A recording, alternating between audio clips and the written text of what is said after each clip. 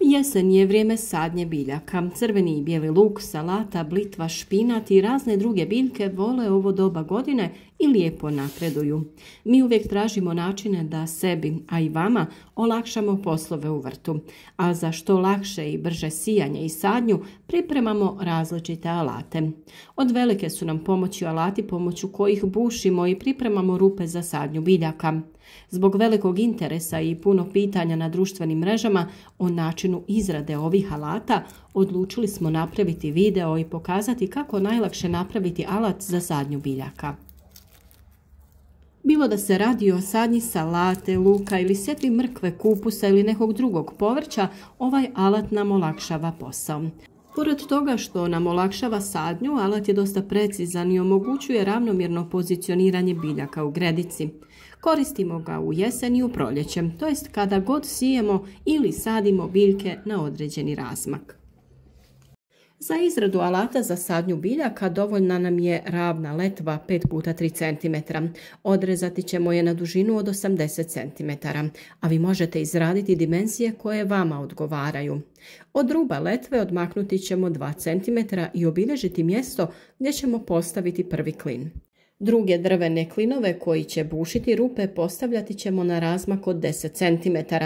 Imali smo puno pitanja upravo o gustoći sadnje i razmaku između rupa, pa ćemo ovdje pokušati objasniti zašto koristimo mali razmak pri sadnji biljaka.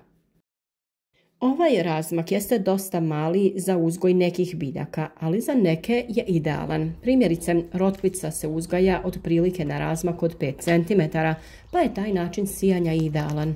Isto možemo reći i za mrkvu i druge korijenaste biljke dugog korijena poput peršina.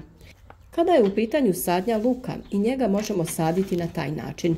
Jednostavno možemo preskakati svaku drugu rupu i na taj način dobiti na razmaku između biljaka ukoliko to želimo.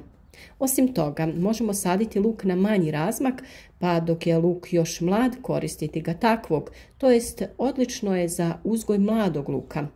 Čupati ćemo mladi luk i na taj način prorjeđivati ga da bi preostale biljke ostale u tlu za dozrijevanje. Na ovu drvenu letvu ćemo pričvrstiti komade štapa dužine 6 cm. Ova dužina nam se čini optimalna jer na tu dubinu možemo ubaciti i sadnice biljaka koje uzgajamo u plastičnim kontejnerima. Dubinu rupa kontrolirate jačinom pritiska i prilagođavate vlastitim potrebama. Kada smo pričvrstili drvene štapiće, ostaje nam još samo da pričvrstimo držku na alat i možemo krenuti na posao. Za to ćemo iskoristiti također neku drvenu letvu, a ako želite možete alat koristiti i bez drške. Za pričvršćivanje koristimo obične vijke za drvo, a od materijala uvijek gledamo da iskoristimo materijal koji je već bio namijenjen za nešto.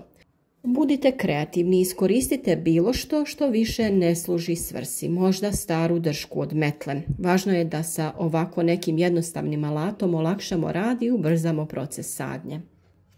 Sad kad je alat spreman, idemo u vrt da ga probamo. Vjerujem da će nam odlično poslužiti za sjetvu i sadnju različitih biljaka. Ostalo nam je mjesto u izdignutim gredicama, pa ćemo ga popuniti. Salatu smo sijali u plastične kontejnere i ona je sada spremna za sadnju. Napraviti ćemo rupe u nekoliko redova, a koristiti ćemo razmak od oko 10 cm. Na ovaj način dobivati ćemo isti razmak između biljaka. Ako imate potrebu posaditi biljke na manji razmak, možete pomaknuti alat na stranu za 5 cm.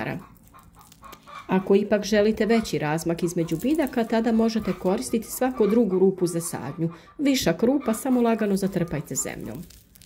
To je upravo i naš način uzgoja salate i luka. Ove dvije biljke često sadimo u istoj gredici naizmjenično, tako da puštamo salatu da se razvija do svoje zrelosti, da bi nakon berbe i uklanjanja salate luk ostao sam na dobrom razmaku i tu dočekao zrelost. Posaditi ćemo salatu u svaku drugu rupu, a u rupe između salate možemo ubaciti luk. Na ovaj način salata će svojim rastom i razvojem održavati umjerenu vlažnost tla i čuvati vlagu oko luka. Tako neće dolaziti do isušivanja zemljišta, te će biljke zajedno mnogo bolje napredovati. A ukoliko salatu budete redovno brali, opet luku ostavljate dovoljno prostora da bude krupan i da se nesmetano razvija. Kombiniranjem povrća koje dozreva u različito vrijeme ostvarujete kvalitetno iskorištavanje zemljišta. Na isti način možete u redove između luka sijati mrkvu. Ona i luk su savršena kombinacija jer jedno drugom pružaju zaštitu od štetnika. Rotkvica je također isto dobar izbor jer brzo dostiže zrelost i vadi se iz tla, tako da luk i dalje ima dovoljno mjesta.